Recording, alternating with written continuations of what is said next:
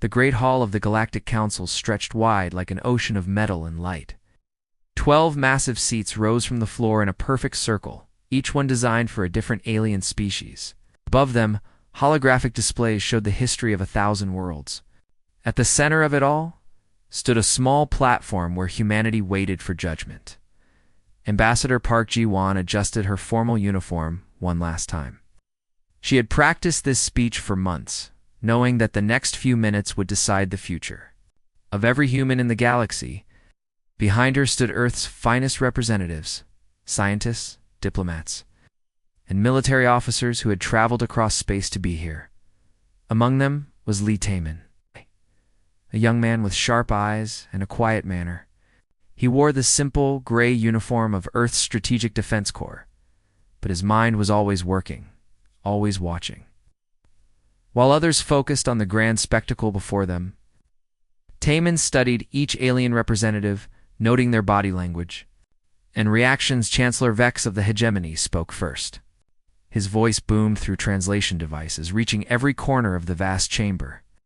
The Hegemony had ruled their part of the galaxy for over 10,000 years, and Vex carried himself like someone who had never been told no.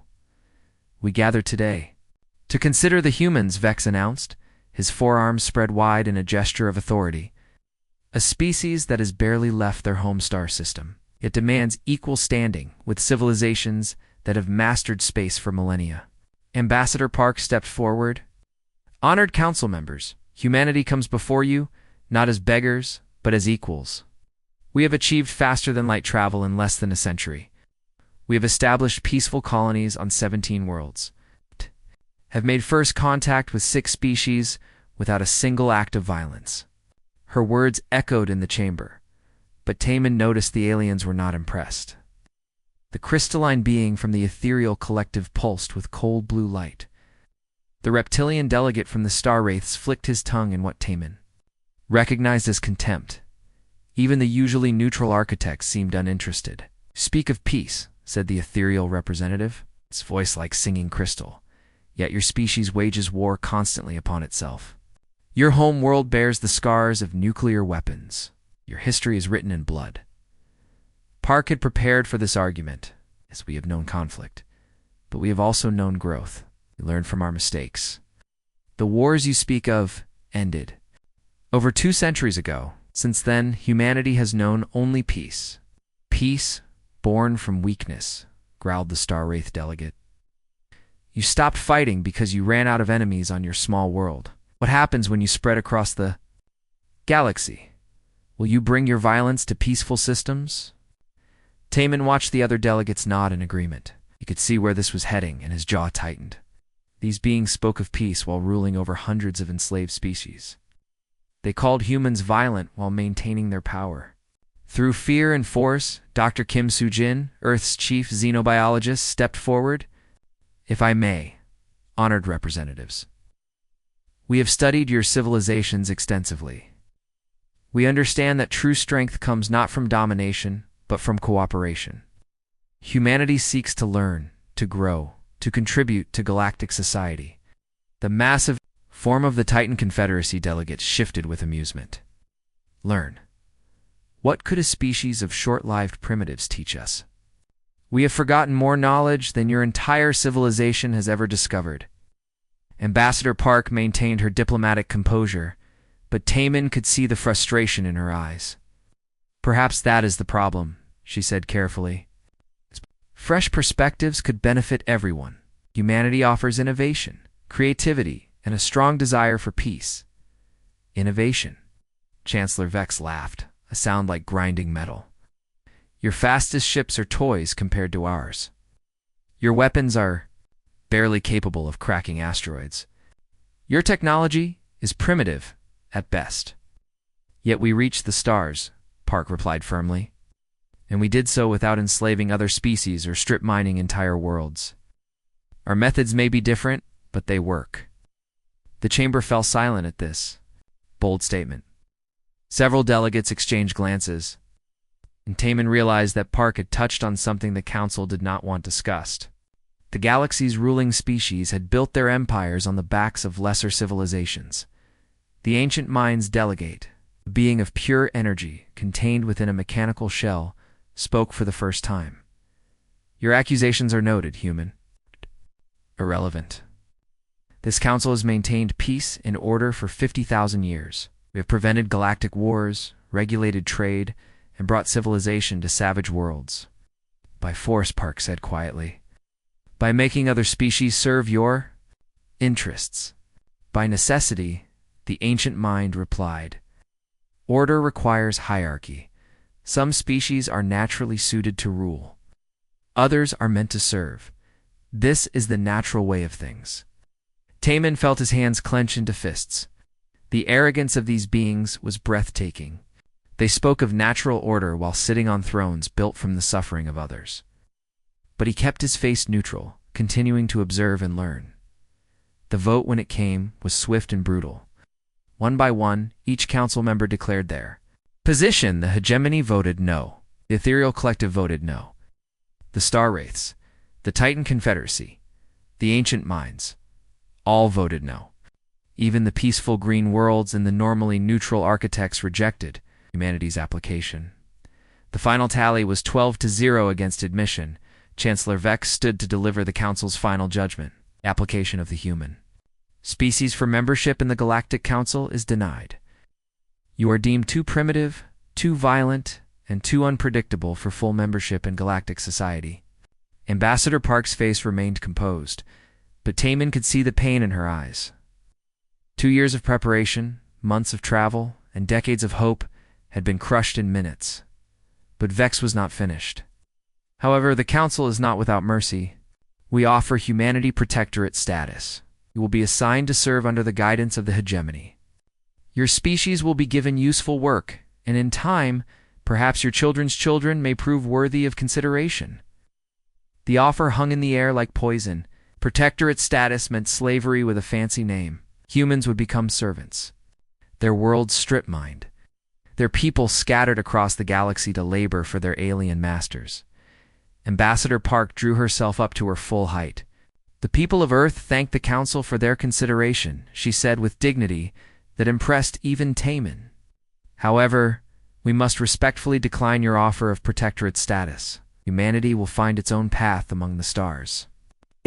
Chamber erupted in surprised murmurs. No species had ever refused protectorate status before. It was seen as the only alternative to complete destruction. Chancellor Vex's eyes blazed with anger. Then you choose exile? So be it.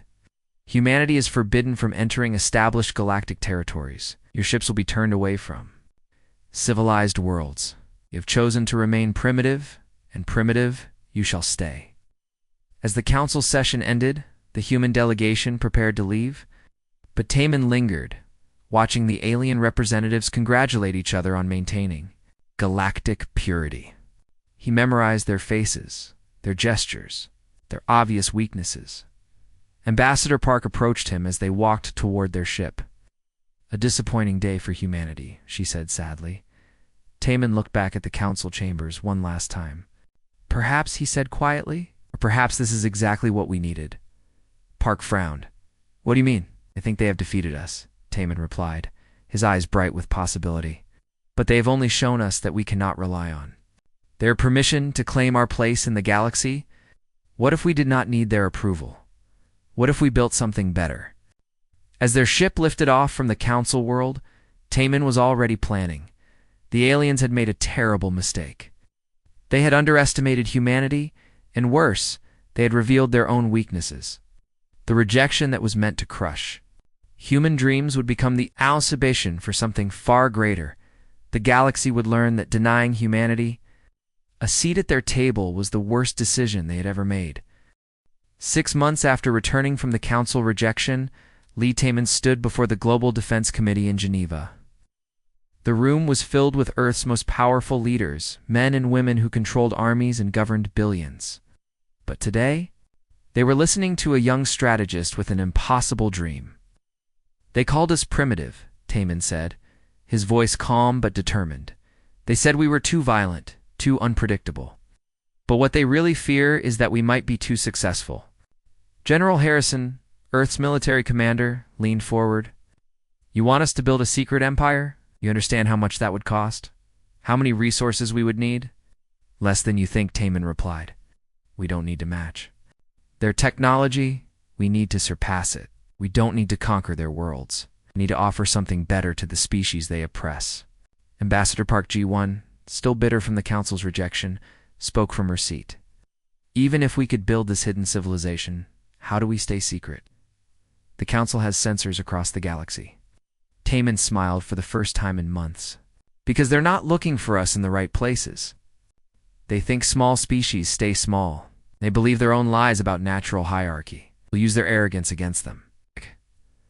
3 weeks later, Taman arrived at New Sol, a frontier colony world at the edge of human space. The planet was young, with gleaming cities and vast open spaces, perfect for building something new.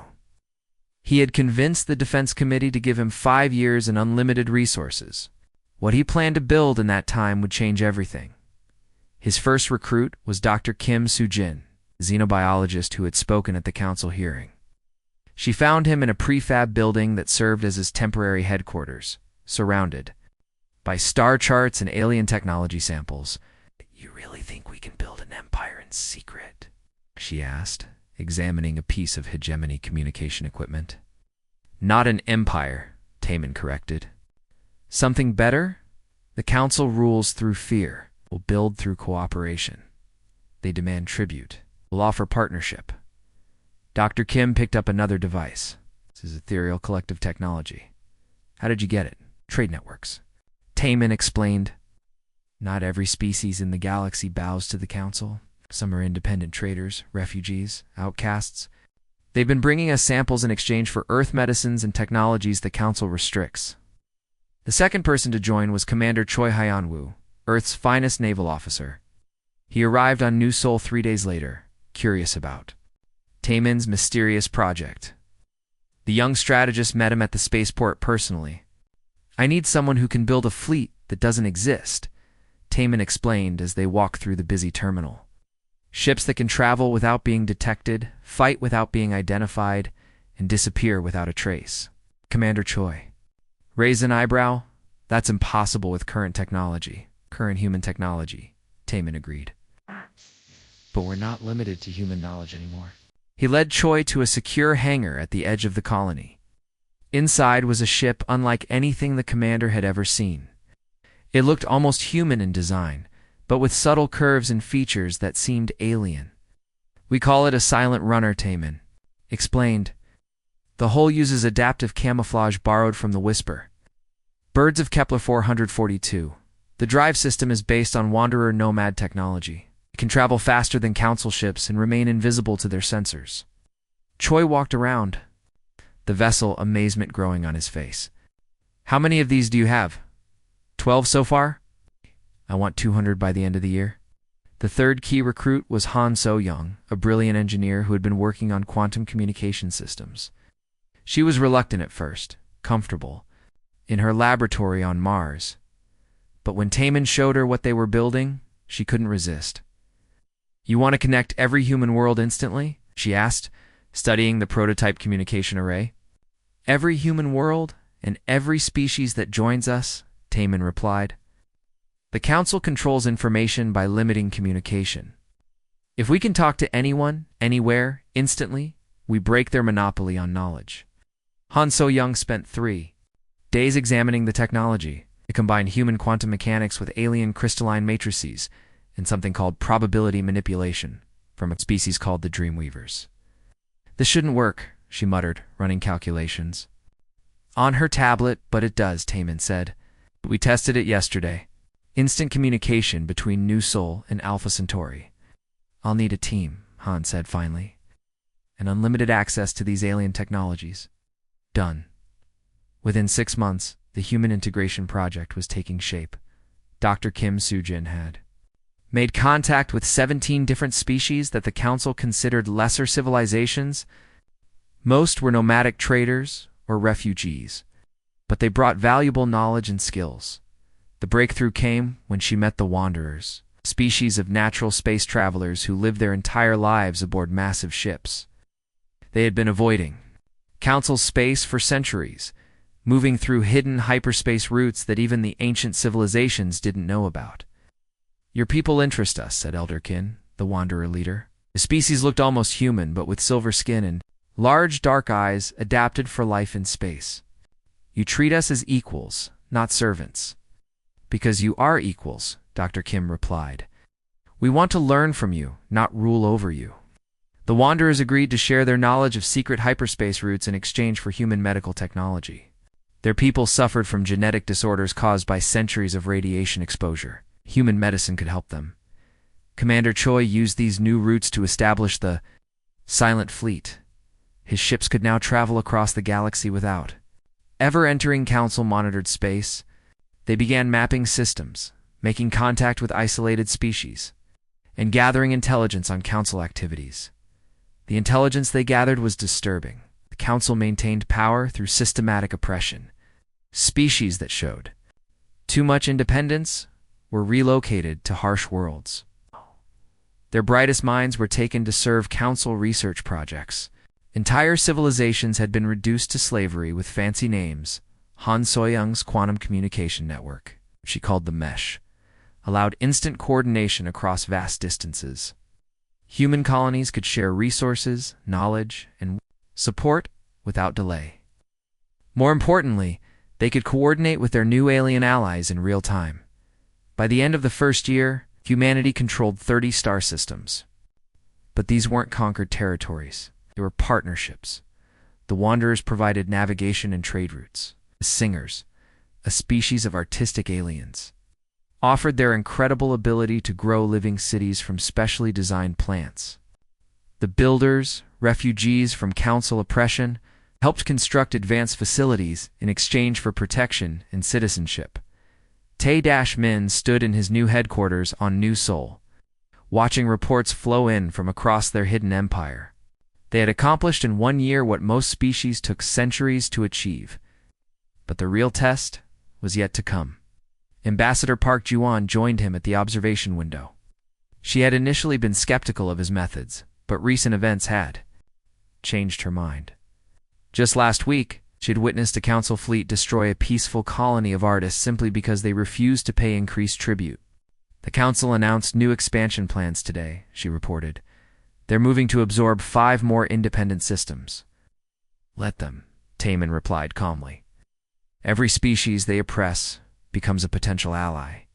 Every act of cruelty proves that. We're offering something better." Park studied his profile. "You've changed since the Council rejection? You're more focused, more determined." "They taught me something important that day," Taemin said. "They showed me that asking for permission is a waste of time. If you want to change the galaxy, you don't ask. You just do it." The communication panel chimed with an incoming message. Dr. Kim Soo-jin's face appeared on the screen, excitement clear in her expression. "Taemin, you need to see this. We've made contact with someone incredible. They call themselves the Precursors, and they say they've been waiting for us." Double quotes. Tae-Min smiled. The foundation was complete. Now the real work could begin. "Set up a meeting," he ordered. "It's time to take our hidden empire to the next level." As the stars wheeled overhead, humanity's secret civilization continued to grow, one partnership at a time. The Council still saw them as a primitive species confined to their home sector.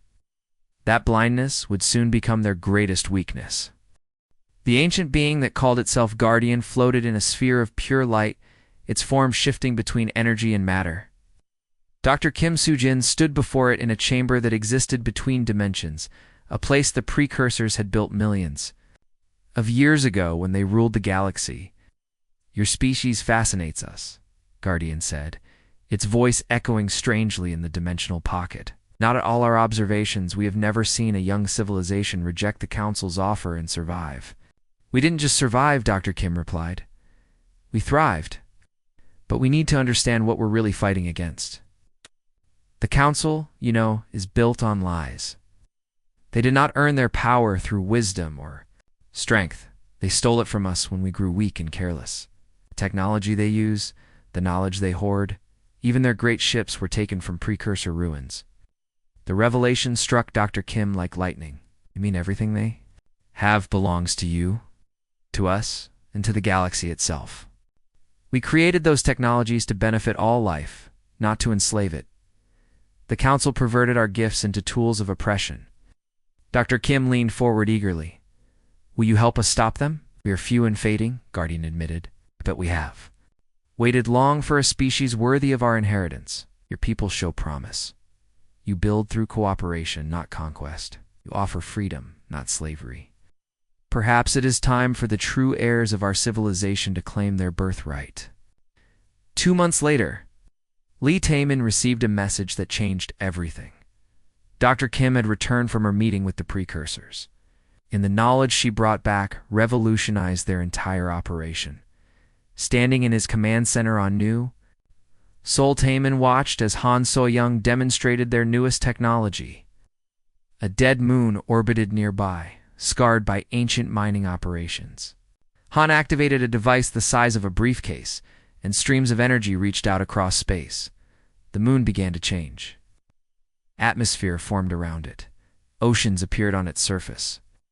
Continents rose from the water, covered in forests and grasslands. In just 6 hours, a lifeless rock had become a garden world. The precursors called it the Genesis Protocol, Han explained, her voice filled with wonder. It can transform any world into a paradise. Not just terraform it, but make it truly alive. Damon smiled grimly. How many dead worlds are there in Council space? Thousands, Han replied. They strip mine planets and abandon them when they're used up. Not anymore. Every dead world becomes a new home for species fleeing Council oppression. Show 'em what we can offer instead of what the Council takes away. Commander Choi Hoyanwoo, now Admiral of the Silent Fleet, stood beside a holographic map showing their expanded territory. Red dots marked Council systems, blue showed human worlds, and green indicated their new alien allies. We now have active relationships with over 60 species, he reported. The Wanderers have opened new hyperspace routes that cut travel time by half. The Builders are constructing hidden bases in 12 systems. The Singers have grown entire cities on worlds the Council doesn't know exist. What about Resistance? Taemin asked. Growing stronger every day. The Freedom Network now operates in 200 Council systems. Species that have been enslaved for centuries are remembering what independence means. The Freedom Network was Dr. Kim's greatest achievement. Using precursor biotechnology, she had developed what they called the Liberation Virus. It wasn't actually a disease, but a biological agent that freed enslaved species from Council mind control devices. The virus spread through water, air, and physical contact. It was completely harmless to healthy beings, but it destroyed the neural implants and chemical controls the Council used to keep their subjects obedient. Within weeks of exposure, entire worlds were remembering their true heritage and rebelling. Against their oppressors, Admiral Choi's greatest test came at the Battle of Crimson Nebula. Intelligence reports indicated that a Council punitive fleet was moving to enslave the Coral Gardens, a peaceful species known for their incredible bioengineering abilities. The Coral Gardens had refused to surrender their children to Council breeding programs. They have 12 dreadnoughts, Commander Park Min-soo reported from the bridge of the flagship Harmony. Ancient ships with weapons that can crack planets, and they think they're hunting defenseless artists, Admiral Choi replied.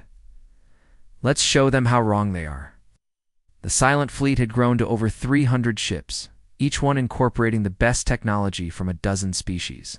They could phase shift through solid matter, become invisible to all known sensors, and strike from dimensions the Council didn't know existed. The Council fleet entered the Crimson Nebula confident in their superiority. The nebula's electromagnetic interference would hide their approach and prevent the Coral Gardens from calling for help. What they didn't know was that the Silent Fleet had been waiting for them inside the nebula for 3 days. Admiral Choi gave the order to attack. His ships materialized around the Council fleet like ghosts becoming real. Phase shift weapons ignored the ancient shields, striking directly at hull and crew. Quantum torpedoes created miniature black holes that consumed entire sections of enemy vessels. The battle lasted 11 minutes. When it was over, the Council fleet had been completely destroyed. No survivors remained to report what they had encountered, but the real victory came afterward. The Coral Gardens, saved from enslavement, agreed to join the growing alliance. Their bioengineering skills allowed human colonies to grow food in impossible environments and create living buildings that adapted to their inhabitants. News of impossible victories began spreading through Council space. Fleets were disappearing. Oppressed worlds were suddenly going silent, their tribute payments stopping without explanation. When Council investigators arrived, they found empty space where thriving slave colonies should have been. Ambassador. Park Juan stood before the largest gathering in galactic history. 200 species had sent representatives to the hidden world of Haven, a paradise planet created by the Genesis Protocol. The delegates came from across the galaxy, species that had suffered under Council rule for millennia. Today, we form something new, Park announced. It's not an empire built on fear, but an alliance built on hope. We call it the Free Worlds Coalition, and every member has an equal voice. The response was overwhelming. Species after species stood to pledge their support. The artistic dreamers offered their ability to inspire and uplift spirits. The warrior Ironhides provided military strength and tactical knowledge. The scholarly wisekeepers shared libraries of knowledge the Council had tried to suppress. But the most important addition was the ethereal collective. 3 of their junior houses had grown disgusted with the Council's brutality and secretly contacted the Human Alliance. We offer our technology and knowledge, announced Lady Saren, speaking for the rebel ethereals. The Council has become everything we once opposed. It is time for change. With ethereal technology added to precursor knowledge and human innovation, the Coalition's capabilities grew exponentially. They could now hide entire star systems in pocket dimensions, communicate across the galaxy instantly, and create new worlds faster than the Council could destroy them. Tay-Min received daily reports of their expanding influence. Independent traders brought news of Council systems in chaos. Military commanders reported recruitment among former Council soldiers who had grown sick of serving tyrants. Even some Council species were beginning to question their leaders. Dr. Kim Soo-jin made her most important discovery during this period. Deep in precursor archives, she found records of the Council's original rise to power. The 12 ruling species had not won their positions through merit or wisdom. They had simply been the most ruthless during the precursor collapse, willing to use stolen technology to enslave their neighbors. The entire galactic order is built on a lie, she reported to Tay-Min. The Council isn't maintaining peace and stability. They're preventing the galaxy from reaching its true potential, and it's time to show everyone the truth, Tay-Min replied. How many worlds are in our coalition now? 400 directly controlled, over 1,000 in active rebellion against the Council. We're no longer a hidden empire, Tay-Min. We're a galactic power. Han So-young entered the command center with urgent news. Council forces are mobilizing. They're calling it a crusade against the human plague. Every available ship is being recalled. For a final assault, Tay-Min looked out at the stars, knowing that their secret phase was ending. The Council had finally realized the scope of the threat they faced. Soon there would be open war across the galaxy. Let them come, he said quietly. They want to destroy us because we proved their way isn't the only way. But we're not fighting for conquest anymore. We're fighting for freedom itself. Admiral Choi prepared his fleets for the coming storm. Dr. Kim worked to free more enslaved species before the war began. Han So-young built weapons that could strike across dimensions. Ambassador Park forged alliances with every species that dreamed of liberty. The Hidden Empire had become something greater than Tay-Min had ever imagined. They weren't just offering an alternative to Council rule anymore. They were offering hope to an entire galaxy that had forgotten what freedom looked like. The Age of Secrets was ending. The Age of Open Rebellion was about to begin. Chancellor Vex stood in the Council's war room, staring at a galactic map that made no sense. Red markers showed systems that had gone silent, their tribute payments stopped, their governors unreachable. The pattern spread across the galaxy like a disease, consuming entire sectors. How many worlds have we lost contact with? He demanded. General Thrak, the hegemony's military commander, consulted his datapad with shaking hands. 732 systems, Chancellor. And the number grows daily? Impossible, Vex snarled. No force in the galaxy could move that quickly.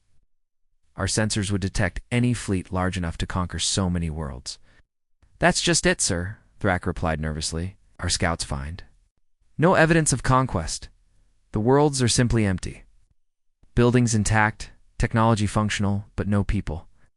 It's as if entire populations just vanished. The ethereal collective's representative crystal singer nexus pulsed with worried light. Our deep space monitors detected strange energy signatures before each disappearance. Dimensional distortions unlike anything in our databases. Ancient mind Omega, speaking through its mechanical shell, processed the data with cold logic. Pattern suggests coordinated action by an unknown force with technology superior to our own. This is not random piracy or rebellion. This is systematic. Chancellor Vex's forearms clenched into fists. Find me answers. I want every scout ship, every intelligence agent, every sensor array focused on discovering who dares challenge Council. Authority. The answer came 3 days later in the most humiliating way possible. Admiral Choi Hun-hwa materialized his flagship directly above the Council homeworld. The massive vessel, twice the size of any Council dreadnought, simply appeared. In their most secure system, without triggering a single alarm, smaller ships phased into existence around it. Surrounding the planet like a crown of stars, the Council's defense fleet scrambled to respond. But their weapons passed harmlessly through the human ships. The vessels existed partially outside normal space, untouchable by conventional attacks, then every communication device on the planet activated simultaneously. Screens lit up in government buildings, private homes, and public squares. The signal bypassed every security system, every jamming device, every form of protection the Council had developed over 50,000 years. Lee Taemin's face appeared on billions of screens across the galaxy. He wore the simple uniform of Earth's Strategic Defense Corps, but his eyes held the confidence of someone who commanded the stars themselves. People of the galaxy, he began, his voice calm and measured. My name is Lee Taemin, Supreme Coordinator of the Terran Federation. For too long you have lived under the lies of those who call themselves your betters. In the Council chambers, 12 alien leaders watched in horror as their greatest secret was revealed to the galaxy. The Council tells you they maintain peace and order, Taemin continued. They claim they earned their power through wisdom and strength. This is false. They are thieves who built their empire on stolen technology and the suffering of enslaved worlds. The broadcast showed images that made Chancellor Vex's blood run cold. Ancient precursor archives, clearly authentic, displaying the true history of the Council's rise. Documents proving they had looted precursor ruins while their civilization collapsed. Records of the systematic enslavement that followed. You have been told that some species are naturally meant to rule while others serve, Taemin said. This is the greatest lie of all. Every thinking being deserves freedom, dignity, and the right to determine their own fate. Dr. Kim Soo-jin appeared. On screen beside him, the missing worlds you have wondered about are not conquered or destroyed. They are free. Their people chose to join an alliance of equals rather than remain slaves to tyrants. The broadcast showed images that stunned viewers across the galaxy. Worlds thought dead bloomed with new life. Species believed extinct thrived in hidden colonies. Former slaves worked alongside their liberators as equals, building cities that rivaled anything in Council space. Han So-young demonstrated technology that made Council science look primitive. The Genesis Protocol transformed a barren asteroid into a garden world in minutes. Quantum communication networks connected distant systems instantly. Dimensional drives allowed travel faster than light without the massive energy requirements of Council ships. This is what your oppressors have denied you, she explained. Technology that could end hunger, poverty, and suffering. Knowledge that could lift every species to heights they never imagined. The Council hoards these gifts to maintain their power. But the most shocking revelation came when Ambassador Park Ji-won began reading names. Council leaders who had committed genocide, military commanders who had enslaved peaceful worlds, bureaucrats who had destroyed entire cultures for profit. These are the crimes of your rulers, Park announced. Documented, verified, and witnessed. They speak of maintaining order while committing the greatest atrocities in galactic history. The final insult came when the broadcast revealed the true scope of human achievement. The Terran Federation controlled over 1,000 star systems. Their alliance included hundreds of species. Their military commanded fleets that dwarfed anything in Council space. You denied us a seat at your table, Taman said, his voice carrying. Across the galaxy, you called us primitive and unworthy. So we built our own table, and now everyone is invited except you. The transmission ended with a simple message that appeared on every screen in Council space. The choice is yours. Join the free peoples of the galaxy, or remain slaves to a dying empire. Chancellor Vex stood in stunned silence as reports flooded in from across his territory. Worlds were declaring independence by the dozen. Military units were refusing orders. Even some hegemony colonies were requesting protection from the Terran Federation. "How is this possible?" he whispered. Ancient Mind Omega's response was coldly logical. "We underestimated them. We assumed their rejection would break their spirit. Instead, it freed them from any obligation to respect our authority." The Ethereal Collective's representative flickered with panic. "Our deep space sensors are detecting massive fleet movements. Human ships are appearing in systems we thought secure." General Thrak burst into the chamber with news that made the situation even worse. "Chancellor, we have a problem. Our subject species have announced they're joining the Human Alliance. The Builders, the Singers, and the Wanderers are all declaring independence." "Crush them," Vex ordered immediately. "Sir, that's the problem. They're gone. Entire populations, billions of beings, have simply vanished from our space. Our occupation forces found empty worlds with signs saying gone to join the free galaxy." The Ancient Mind processed this information with growing alarm. They have dimensional relocation technology. They can move entire civilizations beyond our reach. Crystal Singer Nexus pulsed with desperate light. "Perhaps we should consider negotiation. If they truly have superior technology and the support of so many species, never," Vex roared. "We have ruled this galaxy for 50,000 years and will not bow to primitive upstarts who learned to fly yesterday." But even as he spoke, more reports arrived. Green worlds had declared neutrality and ordered all Council forces to leave their space. The Architects had withdrawn their support and closed their borders. Even some younger members of the Ethereal Collective were publicly questioning the Council's actions. Dr. Kim, Sujin's greatest achievement, was revealed when the Liberation virus reached Council core worlds. Billions of enslaved beings suddenly remembered their true heritage. They saw through the lies and mind control that had kept them obedient for generations. On the industrial world of Gamma 7, factory workers realized they were slaves and walked away from their posts. On the agricultural planet of Harvest Prime, farmers understood they had been growing food for their oppressors while their own families starved. Across Council space, the foundations of their empire crumbled as the truth spread like wildfire. Han Soyoung's dimensional technology allowed the Federation to appear anywhere instantly. Human rescue fleets materialized around rebellious worlds, offering protection and evacuation to anyone who wanted freedom. Admiral Choi demonstrated this power by simultaneously appearing in 12 different systems. His ships protected refugee convoys, established hidden bases, and showed the galaxy that the Council could no longer protect their own territory. The revelation phase reached its climax when Elder Kin of the Wanderers addressed the galaxy directly. His ancient face, weathered by centuries of persecution, spoke words that shook the foundations of galactic civilization.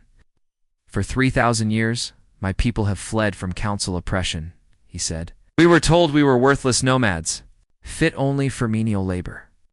The humans showed us we were navigators, explorers, and teachers. They gave us dignity the Council never would." Similar testimonies flooded galactic networks. Species after species spoke of their liberation from Council lies. The artistic dreamers described how their culture had been suppressed and commodified. The warrior Ironhides revealed how they had been forced to fight wars for council profit. Taman watched these broadcasts from his command center on New Terra, the Federation's new capital world. The planet had been created using Genesis Protocol technology, a perfect fusion of human engineering and alien wisdom. The revelation is complete, he told his assembled staff. The galaxy knows the truth about both the Council and us. What happens next depends on their response.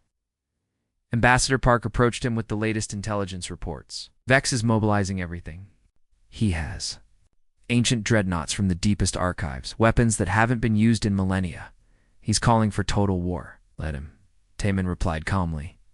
Fear makes people stupid, and desperate people make fatal mistakes. The Council built their power on lies and oppression. When those foundations crumble, everything they built will fall with them. The Age of Secrets was over. The galaxy had seen both the Council's crimes and humanity's achievements. Now came the final test. Whether freedom could triumph over tyranny when the two forces met in open battle. The ancient dreadnought Eternal Dominion emerged from hyperspace at the edge of Terran Federation territory. The massive ship was 10 kilometers long and had once conquered entire star systems. Its hull bore the scars of 1,000 battles fought. Across 50,000 years of galactic history, Chancellor Vex stood on its bridge, surrounded by the greatest military commanders from across Council space. Behind them stretched the largest fleet ever assembled in galactic history. 5,000 warships, including dozens of ancient superweapons that had been sealed away since the Precursor Wars. Begin the cleansing, Vex commanded. Show these upstart humans what happens when primitives challenge their betters. The fleet moved forward in perfect formation, confident in their overwhelming superiority. They expected to find scattered human colonies defended by crude ships. Instead, they found empty space. Admiral Choi Hyen-woo watched the Council fleet advance from his command ship, the New Harmony. Around him, the Federation's defensive fleet waited in dimensional hiding, invisible to enemy sensors but able to observe everything. They're using the old battle formations, his tactical officer reported. The same strategies they've employed for millennia. Predictable, Admiral Choi replied. They think this is just another rebellion to crush. They don't understand they're fighting a revolution. The first strike came not from space, but from within the Council fleet itself. Dr. Kim Soo-jin's liberation. Virus had reached even the ancient crews of the dreadnoughts. The entire ships suddenly went dark as their enslaved crews remembered their true loyalties and sabotaged their own vessels. The massive battleship Iron Fist exploded without warning. Reactor core overloaded by engineers who refused to fight for their oppressors. The carrier Skyrander found its fighter pilots turning their weapons on their own mothership, across the Council fleet. Mutinies erupted as the virus freed minds that had been enslaved for generations. But Vex had prepared for this possibility. His most loyal ships opened fire on their own allies, destroying any vessel showing signs of rebellion. Within an hour, he had murdered over 200,000 of his own people to maintain discipline. The cleansing begins with our own ranks, he announced coldly. Any ship that wavers will be destroyed. We fight as one, or we die as one. The surviving Council fleet, now reduced to 3,000 ships, continued its advance. They reached the outer worlds of Federation space and began their bombardment. Entire planets disappeared under walls of nuclear fire as the ancient WAP weapons showed their terrible power. But when the fires cleared, the worlds were gone. Not destroyed, but simply absent, as if they had never existed at all. Dimensional relocation. Han Soyoung explained to Lee Taman from her laboratory on New Terra. We moved the planets and their entire populations to safe pocket dimensions. The Council is bombarding empty space. How long can we maintain the illusion? As long as needed. But Coordinator, they're not just targeting military installations. They're trying to destroy everything human. This is genocide. The realization hardened Taman's resolve. The Council had revealed their true nature at last. This wasn't a war for territory or resources. It was a war for the right to exist. Send word to all Federation forces, he ordered. No more hiding, no more restraint. Show them what happens when they threaten innocent lives. The Battle of the Spiral Junction became the turning point of the war. The junction was where 12 major hyperspace routes converged, making it the most important strategic location. In the galaxy, whoever controlled it could move fleets across vast distances in hours rather than months. General Thrak commanded the Council forces defending the junction. His fleet included 50 dreadnoughts and the ancient fortress station called the Eternal Watch. The station had never fallen in 10,000 years of warfare. Admiral Choi approached with half that number of ships. But his vessels carried technology the Council had never encountered. The first phase of the attack came from 11 different dimensions simultaneously. Federation ships materialized inside the enemy formation. Having traveled through spaces that didn't technically exist, their weapons fired energy that ignored conventional shields, striking directly at hull and crew. Quantum torpedoes created miniature black holes that consumed entire sections of enemy vessels. But the real surprise was the dimensional artillery. Han Soyoung had developed weapons that could fire through folded space, allowing Federation forces to attack from impossible angles. Projectiles appeared inside enemy ships without having crossed the intervening distance. General Thrak watched in horror as his mighty fleet was torn apart by enemies that seemed to exist everywhere and nowhere at once. The Eternal Watch, pride of the Council military, fell when Federation engineers materialized inside its reactor core and triggered a controlled implosion. The battle lasted 6 hours. When it ended, the Council's invincible fleet had been reduced to scattered debris. General Thrak's final transmission before his flagship exploded was a single word: impossible. But Admiral Choi's greatest victory was not military. When the battle ended, he transmitted an offer to all surviving Council forces: surrender now and join the free galaxy. Continue serving masters who see you as expendable. Over half the remaining Council fleet defected immediately. Weren't humans fighting aliens anymore? These were free beings fighting alongside former enemies against a system that had oppressed them all. Dr. Kim Sujin achieved her greatest breakthrough during the siege of the hegemony capital. The ancient world was protected by planetary shields that had never been breached, but she didn't attack the shields. Instead, she used the Genesis protocol in reverse. The virus she released didn't harm living beings, but it consumed the artificial systems that maintained the planet's oppressive infrastructure. Mind control networks dissolved. Surveillance systems crumbled. The very technology of tyranny turned to dust. Within days, the planet's enslaved population rose in revolt. They had lived under hegemony rule for so long that they had forgotten their original names and cultures, but the liberation virus helped them remember. Ancient songs were sung in forgotten languages. Traditional crafts were practiced for the first time in millennia. Chancellor Vex found himself trapped in his own palace as his former subjects surrounded it. The being who had once commanded the loyalty of billions now cowered behind energy barriers, protected only by a handful of loyalists. "You have destroyed everything," he snarled at the human negotiator who came to offer terms. 50,000 years of peace and order, gone because of your arrogance. Ambassador Park Ji-won stood calmly before the defeated chancellor. "You call slavery order. You call oppression peace. The galaxy is better without your version of civilization." "What will you replace it with?" Vex demanded. "Chaos? Anarchy? You humans are too young, too foolish to rule a galaxy." "We don't intend to rule it," Park replied. "We intend to free it. Every species will have a voice in their own future. Every world will choose its own path." The war's final phase saw the dissolution of the Council's remaining allies. The ethereal collective split into 3 factions, with the largest group joining the Federation. The ancient minds calculated that resistance was illogical and negotiated their surrender. Even the warlike star wraiths abandoned the Council when their homeworld was liberated by its former slave population Han. Soyoung's greatest achievement was the development of restoration technology.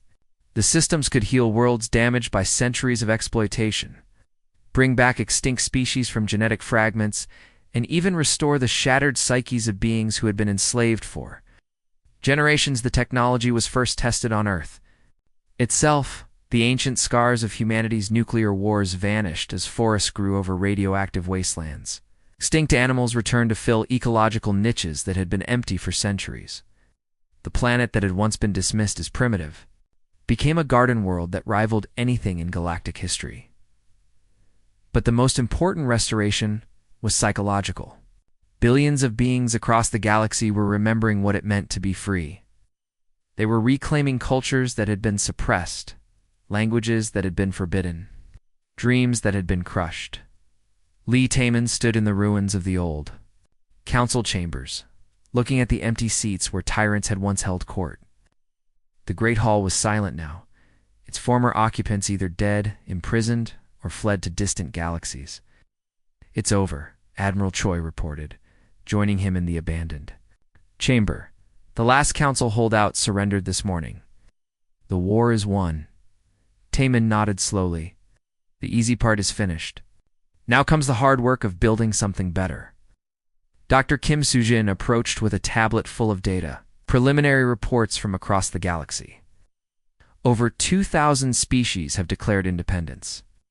300 have requested Federation membership. The rest are establishing their own governments. And the former council species? Most are undergoing internal revolutions. Their populations are overthrowing the old leadership and establishing democratic systems. It seems freedom is contagious. Ambassador Park joined them with news from the diplomatic front. Representatives from across the galaxy are requesting a constitutional convention. They want to establish a new form of galactic government based on Federation principles. Taman looked around.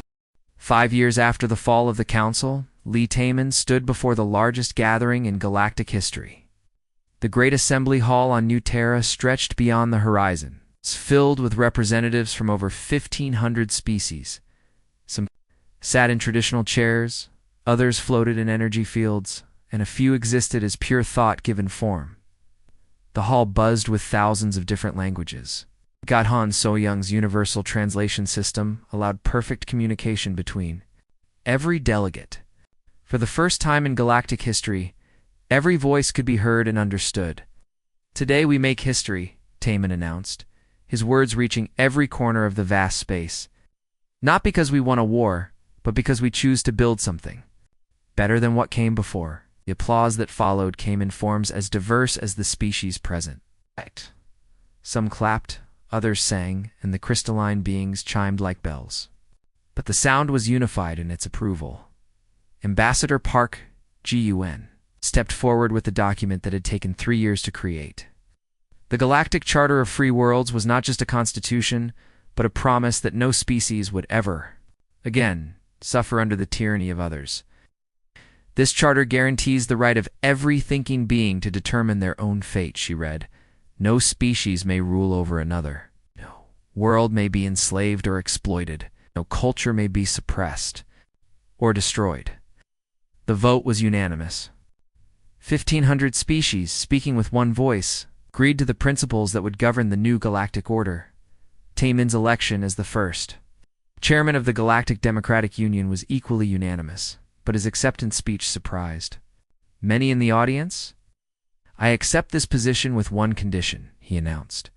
"This will be a temporary role. My term will last exactly 5 years, and I will not seek re-election. Leadership in a free galaxy must come from all species, not just one."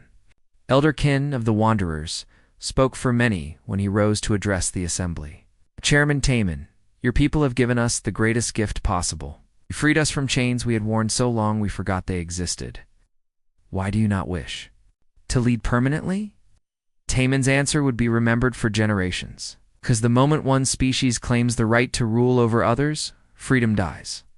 Humanity's gift to the galaxy is not dominion, but democracy. We must prove that power shared is power strengthened. The new government was unlike anything the galaxy had ever seen. Instead of a ruling council, there was an elected assembly where every species had representation based on their population. Decisions were made through debate and consensus, not decree and force. Dr. Kim Soo-jin was elected as the first director of restoration, tasked with healing the wounds left by millennia of council oppression. Her department commanded resources that dwarfed the old council's military budget, all dedicated to rebuilding rather than destroying. Her greatest project was the Revival Initiative. Using precursor biotechnology and human genetic science, her teams brought back over 300 species that the council had driven to extinction. The first successful revival was the songbirds of Kepler-7, whose music had once inspired poetry across the galaxy. Every extinct species represents lost knowledge, lost beauty, lost potential, Dr. Kim explained to the assembly. We have the technology to undo this damage. We have the moral obligation to try. The songbirds' return to their restored homeworld was broadcast across the galaxy. Billions of beings watched as creatures thought lost forever took flight again. Under alien skies, their songs silent for 1,000 years, once again filled the air with melodies that made listeners weep with joy. Admiral Choi Hoyan-woo faced the challenging task of transforming the Federation's military into a peacekeeping force. The Galactic Defense Fleet was restructured with representatives from every member species, ensuring that no single group could use military power for conquest.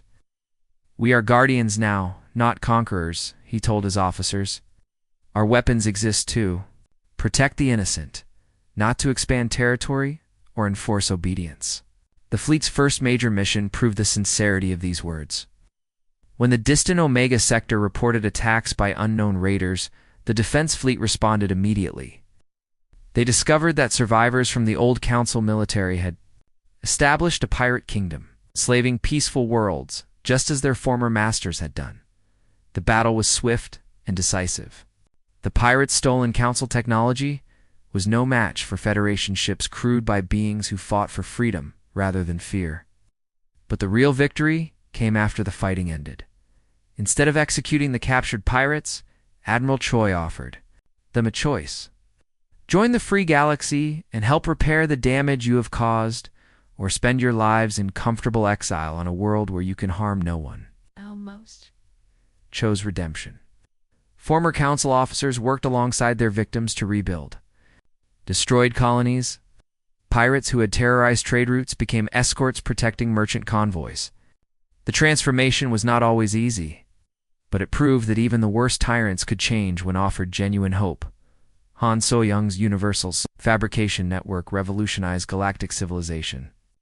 Any world could now produce whatever its people needed, from basic food and shelter to advanced technology and works of art. Scarcity. The tool tyrants had used to control populations for millennia became a thing of the past. When everyone has enough, no one needs to take from others, she explained to the assembly. Poverty was not natural. It was manufactured by those who profited from desperation. The network's most dramatic demonstration came on the former slave world of Misery 9. The planet had been strip-mined for rare metals, leaving behind a poisoned wasteland where billions had lived in squalor. Within 6 months, the fabrication network had transformed it into a garden world with gleaming cities and clean rivers. The planet's inhabitants chose to rename it Hope. The ceremony was attended by representatives from across the galaxy, including several former council nobles who had once owned the world and its people. "We forgive you," announced Saren Brightwater, elected leader of Hope's new government. "It's not because you deserve it, but because forgiveness is what free people choose. We will not let your crimes poison our future." Ambassador Park worked tirelessly to establish the new diplomatic protocols. The old system of tribute and vassalage was replaced by voluntary cooperation and mutual aid. Species that had been enemies for millennia learned to work together on common projects. The most remarkable success was the Grand Synthesis Project. 3 species that had fought a 1,000-year war over resource rights combined their unique abilities to terraform dead worlds. The warrior Ironhides provided protection, the artistic dreamers designed beautiful cities, and the scholarly wisekeepers planned sustainable ecosystems. We spent a millennium trying to destroy each other. Admitted Ironhide General Thane, "Imagine what we could have accomplished if we had cooperated from the beginning." Lee Taman spent his final year as chairman. Traveling to every member world of the Democratic Union, he wanted to see firsthand how the new system was working and to ensure that power was truly being shared rather than concentrated on the remote world of Sanctuary 7. He met with former slaves who had established their own government. On the industrial planet of New Harmony, he watched former enemies work side by side in factories that produced goods for the common benefit. On the artistic world of Inspiration, he saw how creativity flourished when artists were free to express their true vision, but the most meaningful moment came on Earth itself. Standing in the same Geneva conference room where he had first proposed his radical plan, Taman met with the current Global Defense Committee. "You did it," said President Chen, the elderly woman who now led Earth's government. "Actually, did it? You gave humanity the stars?" Taman replied quietly. "We gave the stars to everyone. That was always the point." The ceremony marking the end of Taman's term was held in the same hall where he had been elected. But this time, the stage was shared with his successor, a brilliant diplomat from the ethereal collective named Harmony of Spheres. Chairman Taman could have ruled as emperor. Harmony announced to the assembly, his people had the power to conquer us all. Instead, he chose to serve, and now he chooses to step down. This is the greatest lesson humanity has taught us. In his farewell address, Taman reflected on humanity's journey from rejected applicants to galactic liberators. "They denied us a seat among the stars," he said, looking out at an audience that included beings from every corner of the galaxy. "They told us we were too primitive, too violent, too unpredictable. Perhaps they were right about one thing: we were unpredictable. They expected us to accept their judgment and disappear into obscurity. Instead, we chose to prove them wrong." The final scene of Taman's public life took place in his private office. Overlooking the capital city of Nuterra, the view showed impossible architecture as thousands of species had contributed their building styles to create something uniquely beautiful. Towers that sang in the wind rose beside gardens that floated in midair. Streets bustled with beings of every conceivable form, all living together in harmony. Dr. Kim Soo-jin, Admiral Choi, Ambassador Park, and Han So-young joined him for one last meeting as the team that had changed the galaxy. "Any regrets?" Dr. Kim asked. Taman considered the question carefully. "I regret the violence that was necessary. I regret the lives lost during the war. But I don't regret the choice we made. Freedom was worth fighting for." Han So-young gestured toward the bustling city. "Below, look what we built from their rejection. They meant to humiliate us, and instead, they inspired us to create something wonderful." "The galaxy is still fragile," Admiral Choi warned. "Requires constant vigilance. There will always be those who prefer the certainty of tyranny to the challenges of freedom." "Then we must remain vigilant," Ambassador Park replied. "Not as rulers, but as partners. The moment humanity claims special privileges, we become what we fought against." Taman nodded, satisfied that his friends understood the lesson. The council fell because they believed their own lies about natural hierarchy. "We will endure because we remember that all beings are equal under the stars."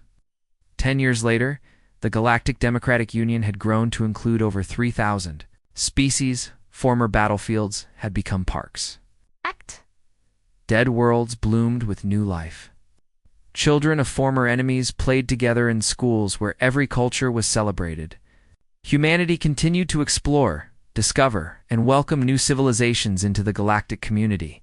But they did so as partners rather than conquerors, offering friendship to species still struggling to reach the stars. Flag flew alongside thousands of others above the assembly hall, equal among equals, in the democracy they had helped create. And somewhere in the vast expanse of space, human ships continued their eternal mission, not to rule the galaxy, but to ensure that everyone in it remained forever free. The species that had been denied a seat among the stars had given every species a voice in the galaxy's future. And in doing so, they had achieved something greater than any empire. They had built a civilization where freedom and dignity were the birthright of all thinking beings. The galaxy would never be the same. and that was exactly as it should be.